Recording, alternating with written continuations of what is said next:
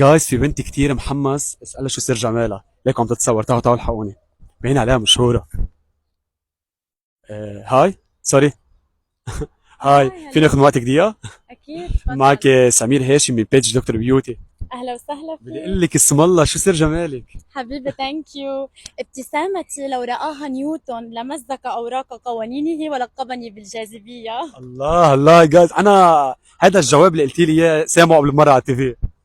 يعني انت لازم تتذكر تيك مي وين. اوت. صح. جايز عرفتوها. طيب ما بدي اسالك شيء. كيف تهتمي بحالك؟ اول شيء اذا كان الجمال يجذب العيون فالاخلاق تملك القلوب. الجمال يروق العينين والرقة تسحر النفس، ونفس جميلة في جسد جميل هو المثل الأعلى للجمال. لهيك أنا بعتبر إنه الجمال الحقيقي هو نور نابع من القلب بينعكس على الشكل الخارجي، والناس بتقدر بسهولة تشوف هيدا جايز الجمال. دمرتني بهالجواب، دمرتني. ثانك بقى بدي يو. اقول لك، عامله شيء عمليات تجميل بوتوكس او فيلر؟